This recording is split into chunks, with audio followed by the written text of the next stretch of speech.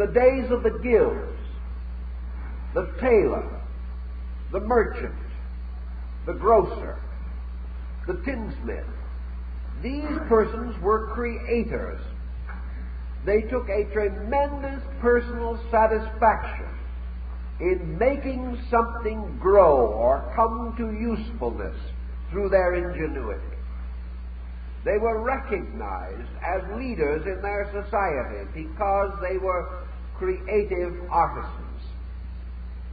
Thus they had something we have completely lost, and that is the pride of creativity. Today we must find this again, because without it, our neurosis will increase. We must release.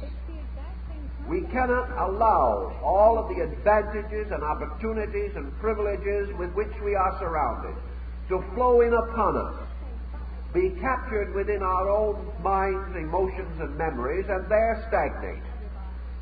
Unless we can take what we know and do something with it, it endangers us and creates within us the possibility of abnormalcy and serious psychological and psychiatric problems. This lack of creativity can be best and most easily supplemented or compensated for by a strong development of whatever artistry we have.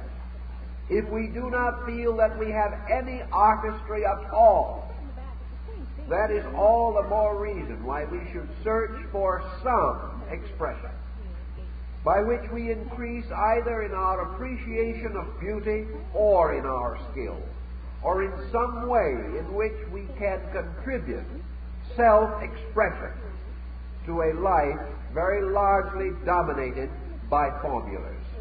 Formulas in themselves as dull as dishwater. Formulas of no value to our psychic integrity. Now, from this art as impulse, we then turn to the concept of art as impact. Just as surely as man feels the need of creativity within himself, so he responds instinctively and inevitably to the creativity of others. Whenever a person looking at something says, "I like it," or "I don't like it," he is reacting to art as impact.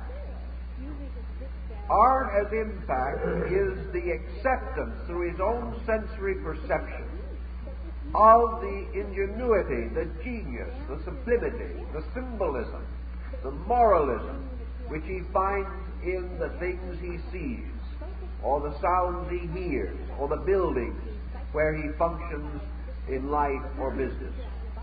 Thus, everything around us in the world that is the product of human genius and ingenuity becomes a form of art as impact.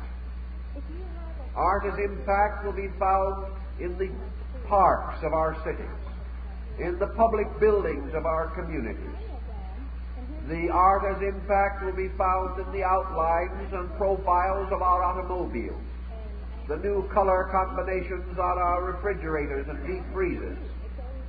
Everywhere where things have been made colorful, have been given good, clean line of design, have been made to glitter and to shine. All these things are impact upon the psychic nature of the individual. And even commercial art has realized that man has within it a focal point of intensity which does respond, reaches out and tries to grasp that which pleases it. This type of discovery, while on a comparatively low level of aesthetics, is still factual and indicates much more upon which we can build if we are so minded and desire. So we have around us schools of art, great and not great. And we find that the individual, in responding to art, is also telling us a great deal about himself. he is telling us of the health and sickness of his own psychic nature, and by the way in which he energizes his desires, we discover the flow and direction of his libido. Consequently, we will observe, for instance, in a store where a great many goods are offered for sale, art objects of various kinds, knickknacks and decorations. I've talked to a good many proprietors of places specializing in various types of decorative arts. They all tell me the same thing. The most difficult thing to sell is that which is good. Now, that is something that should not be that way. That which is obvious, that which requires no imagination, that which in itself will soon be of no interest, but which is gaudy, sensational, unusual, and sometimes larger than something else. Especially if being larger, it still costs less. This determines selection. And so an endless stream of gaudy knickknacks flow from merchandise into the abodes of human beings, where they must be very little better than small centers of dyspepsia in the community existence. Now, the individual who has them says he likes them. Everyone else wonders why. He doesn't care. Because he wonders why they like what they like. And so the wonder grows. This situation is not good when it is as widespread as it is in this country. It represents a serious lack of maturity. It represents a kind of perpetual sub-adolescence, because these things are not very different from the comparative toys with which we gladden the soul of the small child at Christmas time. These toys and the gladness they bring are appropriate to a 5-year-old or a 6-year-old. But they are not appropriate to mature persons. And the comparative lack of maturity in the appreciation of man tells us much more about him than what he spends. It tells us how he will vote, what part he will take in world peace, and very much of how long we must still have wars before men get over them. These simple tastes, or lack of tastes, tell stories, and these stories are bad news. They are not what they should be in a people with the advantages, opportunities, privileges which we have.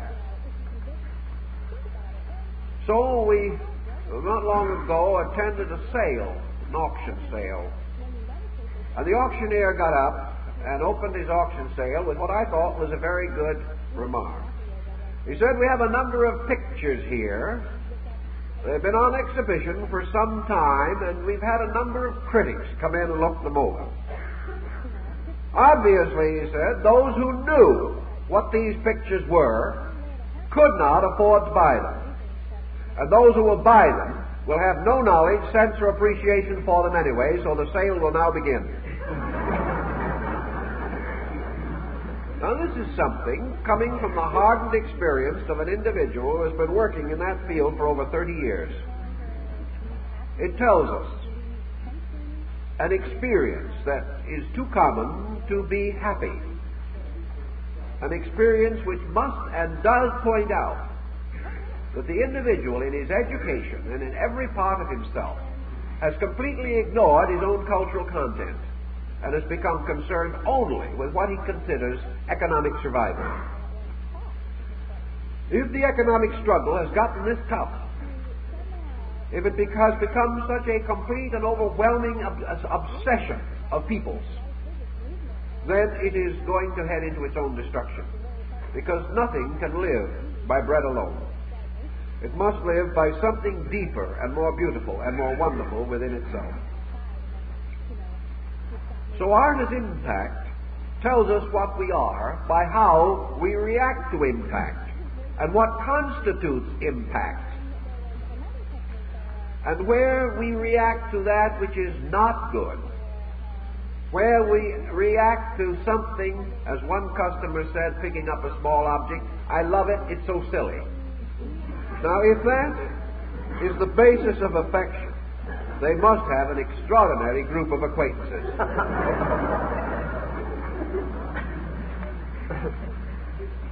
We therefore need, perhaps, specialized training in these fields. And the question always will be how to induce people to take such a training. We can always induce them to take 2 years secretarial school because they're going to make a living over it. We can induce them to take up stenotype or something of that nature, or to study for 6 months to be an office hostess. All these things are practical. But how are we going to get people to do the things that they should do so that they will not get sick? That's been the question the doctors have been asking for a long time, too. Because in the field of healing, there are millions of dollars for recovery and not one nickel for prevention. The individual doesn't care whether he is sick or not until he is sick. Then he doesn't care what caused it, as long as he gets over it. And he doesn't care whether he really recovers or not, as long as the pain stops. So really sincere problems of remedy have very little opportunity to survive. The economic value of man's aesthetic life is not measured by the fact that after he has taken 2,000 piano lessons, he can give piano lessons at $3 apiece. That is not the value. The value lies in the individual attaining a certain maturity of inner life. Economics, as we know them today, will not bestow maturity. Our most successful economists are perpetual adolescents. The maturity of life is not to be brought about even by the sciences and by the high development of our learning or our industrialism or our trade schools and things of that nature. The problem lies on the level of essential culture itself. Without culture, we cannot be healthy.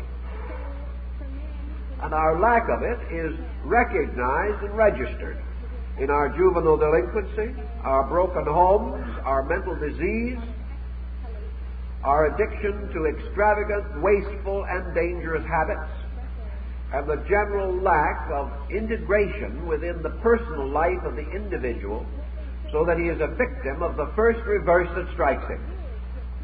These are the practical returns. And I believe that we would ultimately realize that culture is an investment. An investment not only in character, but a profound and positive defense against the cost of recovery in almost every field of activity. I know definitely cases in which individuals have spent entire fortunes trying to get over some unhappy and detrimental ailment, when that ailment could probably have been prevented in the beginning by a few $100s worth of cultural education. So there are definite and positive values involved in these things. And we need these values very desperately. And sometimes we are a little bit discouraged by the fact that those persons who should be most aware of this, students of comparative religion, philosophy, and the great creative, mystical, and esoteric subjects, that these are among the worst offenders in this particular, because they have become so much interested in their notions and their ideas and in their doctrines and their beliefs that they have not reserved any part of their means or their time for the simple aesthetic pursuits which they have come to regard as almost below their level of attention. This is distinctly wrong, and is the reason perhaps why we have so many debates and so little understanding on the levels of knowledge. Because the individual becomes learned without becoming a lover of beauty, and without giving beauty an opportunity to express itself through his life. Where this happens, there is a deformity in the soul. And where such deformities exist, discord, dissension, disillusionment, discouragement, and all these are not far off. Now, in the field of art as impact, we also have many levels of artistic appreciation. One of the things that the average person learns if he becomes interested in art is that his art instincts grow. We may have various mementos around us that are associated with us throughout life through some pleasant, intimate, or personal emotional attachment. Those are one types of art, usually of no great value in themselves, but valuable because they remind us of something, recall something to our minds for which we have some deep regard or remembrance. These are of one order, but in the level of art itself, the individual should grow. The person unskilled and untutored in art cannot become immediately learned, because art must first of all please you. The proof of art is the fact that the individual is rejoicing in himself because of it. I've talked with some very great art experts as to what constituted for the individual a great work of art.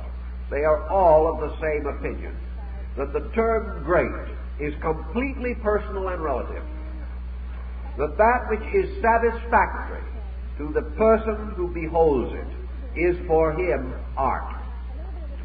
Therefore, 3 little holes on the front of a stone make an attractive portrait for some primordial or aboriginal native, whereas the same would not be so acceptable to us until through a vast amount of unfoldment and development we become primordial again and pay a fancy price for the same stone with the same 3 holes in it, achieved and perfected by a modern sculptor.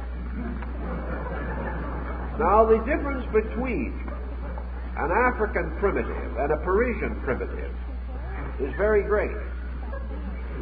The African primitive is honest. It is the natural instinct of a people releasing from itself its own dream of beauty. To us it may be a little bit not beautiful, but it has a tremendous impact of integrity. But when a piece of this kind is copied as the result of a group of French artists sitting around in the Coupole or the Dome in Paris drinking absinthe, when this piece is copied by a decadent modern, it is not art anymore. It isn't honest. It was honest when the primitive man made the 3 little holes in the stone and called it a face. There is something tremendous in his dream, his vision, the entire impact of his consciousness. But when a modern man, knowing better, does these things, it is not art. This we have to learn sometime to realize. And that these arts which are not honest can never serve the common good of man. But assuming that the person is simply unskilled but honest in his mind, he may choose some comparatively insignificant and actually unmeritorious work and say, I like it. If he does, it is for him. For it is not only answering a longing within him, but it is telling us the story of the level of his own appreciation, or the level of the value on which he is able to function. This impact is a complete diagnosis of something. It tells us not only what he likes in art, it tells us how he will face life, how he treats his family, or how his endocrine system is, how he will work with other men in an office, what his probable religious ideals will be, and about how much defense he has against the nervous breakdown or stomachic ulcers. All this is told by this statement of his, I like it. It is telling us a great deal about that person. If, however, he is an honest, natural person, he will take what he likes and take it home and cherish it. And then about 6 months later it will disappear. Why? Because he has learned the lesson of it. Because the psychic content in man, like every other part of him, is never satisfied. It must grow. As soon as he has become accustomed to a thing, the moment it ceases to challenge him, he becomes indifferent to it. It is like the person who just couldn't live without that new car until he got it. 2 weeks later, he doesn't even take care of it. Once he has it, either as a possession or as a level of consciousness, it loses interest for it. Therefore, he will be impelled, if he is normal and natural, to reach further. And the next time he says, I like it, the object of his liking will be a little more advanced, a little better. For it may happen that having secured his first piece of art, good, bad, or indifferent, he had an experience which he recognized as psychologically significant. Therefore, perhaps he read a book on the subject for the first time, or decided he would go and attend a class on art appreciation, or perhaps he went down to some friend of his who was an artist and had a little chat with him about these things. Something stirred in him, and he started. And once he started, there is no end. For after he had gotten through with that particular impact, he began to think more about it, just as the musician, the music appreciation person, does not start by a full and complete appreciation for Beethoven, but he can grow to it gradually. And it is never his, while a friend of his tells him he must appreciate Beethoven. That is not the answer.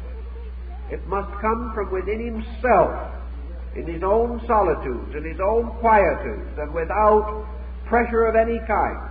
He must slowly begin to appreciate. And as he appreciates, he will make his own selections. And it is this in art also. And a person who has started to have a certain instinct in that direction will in 10 years make many changes in his attitudes and will gradually begin to reveal a selectivity of appreciation. Now this is what we finally discover. Your great artists, particularly your great connoisseurs of art, these individuals whom we may term highbrows because we do not understand them, but the great leaders who have developed the greatest appreciation or the greatest soul receptivity to art as impact are all of the same mind. Because when they reach a certain degree of excellence, they come to a common appreciation. For they realize that they are approaching the substance of pure beauty, and that the great masterworks of the world are the most thinly veiled representations of this pure quality of absolute excellence. Such works are rare, and very few may ever own them. But those who understand them, and many who have understood them well, have never owned them. Those who have this appreciation can turn to an Italian tapestry or a Chinese painting, and if it is of that level of internal excellence, revealing that quality of creative consciousness on the part of the artist, it will be equally acceptable as impact. So those who have achieved these levels also show to us that they have moved through the complexities of art, and that the great art of the world is nearly all very simple. That it is pure motion and design. That it is consciousness with as little of form associated with it as is possible to its existence in a formal world. So we go to the great art of China, the great arts of India, the great arts of Greece and Egypt, and essentially they are all the same. We can take a superlative example of Chinese art and put it alongside of a superlative example of Greek art, and it may be very difficult for even the expert to tell the countries the two came from. Because as the nation itself, as the Chinese artist and art connoisseur, increased in his understanding, he became international. He was no longer bound by traditions and by the cultures of his own people. I have seen carvings from the caves of the 3rd and 4th century in China, which when compared to certain of the cave carvings of approximately the same type and kind in India, there is essentially no difference. And a fine example of the Gandhara carvings or the Central Indian carvings or the paintings of Ajanta, when compared to Greek frescoes or Roman frescoes, you can hardly distinguish between them. The only clue is the costuming, which is to a certain degree local. But the artistry, the genius, is universal. So great art is one of the most wonderful points of union. We grow through all kinds of different art styles until we approach pure art, which is the master style. And when we reach that, we are again in unity. And this experience is tremendously important to the individual. It helps him to grow and to express himself continuously. We know that the individual is nourished through his eyes and through his ears, almost as much as through his mouth. The mouth may nourish the body, but the ears and the eyes nourish the soul. And therefore, the constant association of the individual with certain standards set up by himself for the civilization of himself. This association brings with it a subconscious growth, a subconscious enrichment of character. We know, for example, that during the war, when we wanted to have some of our young men learn languages very quickly, we simply used phonograph recordings, which we played at a very low tone, constantly, where these young men were. These records were played when the young men were not studying, but they were language records, constantly played and replayed while these men were doing other things, eating, sleeping, doing anything that they were doing. But as a result of this tonal pattern, continuously repeated in the background, and the instructions constantly reaffirmed, these young men learned languages with a phenomenal speed, many achieving in a few months what under normal conditions would have required years. Therefore, we cannot say that these tonal patterns in the background, even though we may not be listening to them, are not tremendously vital in the conditioning of consciousness. And the same is true of works of art. A beautiful work of art hanging on the wall of a house can become a minister of civilization in that house. A few fine things which the individual associates with will constantly preach to him, teach him, inspire him. He will not know when they speak or how they speak, but he will feel better. He will also discover certain changes in his own moral life. I was talking with quite a fine art connoisseur not long ago, and we were talking about a piece of art which he was taking or planning to take home with him, some piece that had come into his possession. And he said, I'm a little worried about this. It is a magnificent thing. But I'm a little afraid of it. I'm afraid that I'm not worthy of it. And if I'm not, I'm afraid it will make me unhappy. I think it'll make me grow faster than I can, or give me a problem. Because, he said, if I take a piece of art like this into my house and place it in a room, I turn that room over to that piece of art. From that time, it will tell me what it will endure and what it will not endure. It will tell me, I will not take those window curtains. Take them out. Or it will say to me, I can't stand the rug. Or it will say to me, I don't like the other pieces of art you have. Get rid of them. And every time I come in, it may say to me, you are a pretty ornery, no-good character, aren't you? I don't like you. That in 6 months I will be under the tyranny of that piece of art.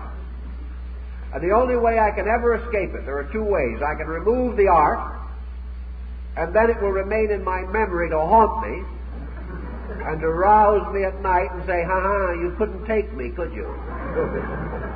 Or else, he said, I must suddenly become a much greater person than I am, so that that piece of art will be happy. It is alive.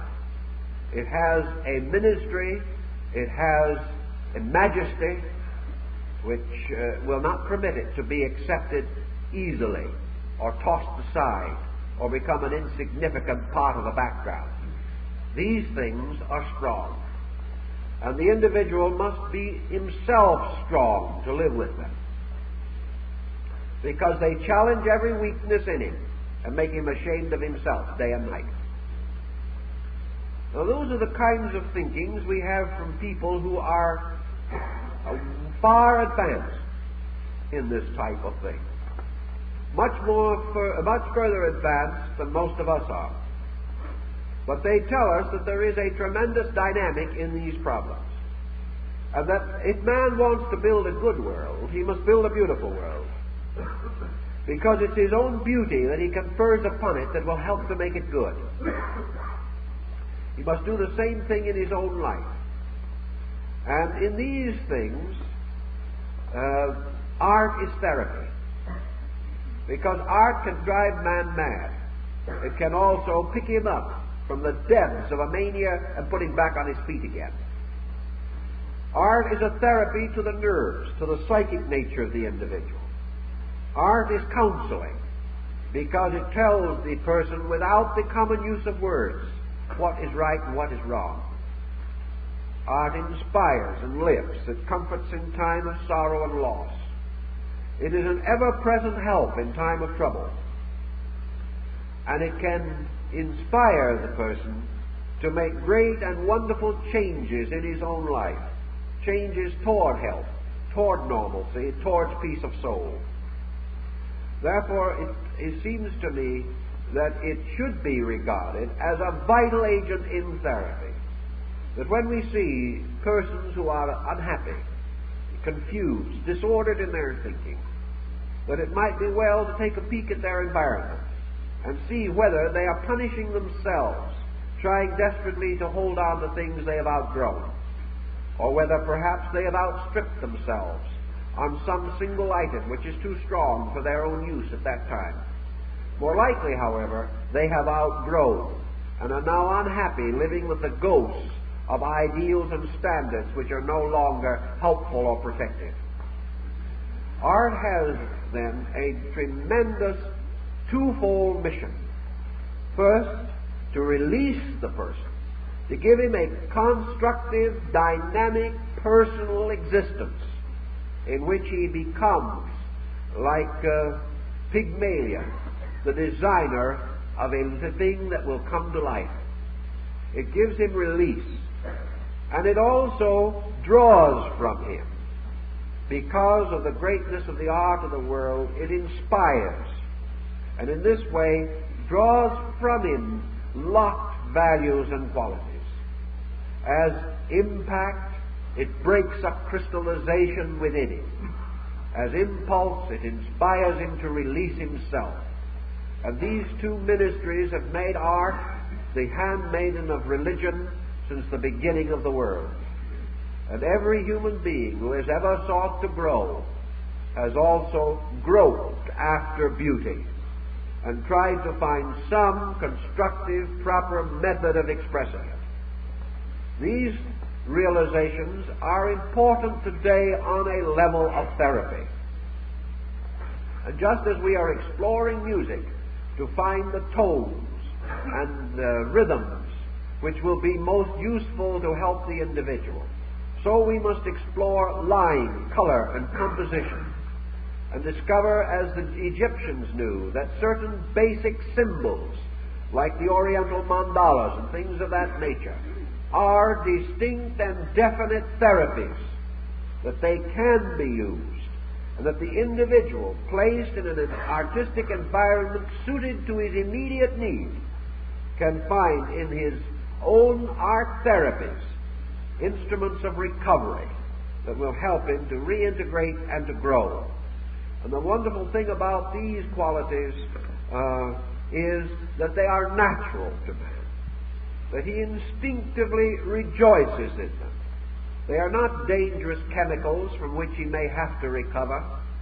They are simple methods of relaxing, unwinding, unknotting the complicated skein of human life, and by which relaxation, organization, and integration are restored, and the person is a better parent, a better friend, a better worker in the various levels and capacities of his daily existence. So we do strongly recommend the concept of art as a therapy, and that the individual can experiment with this in a very simple way.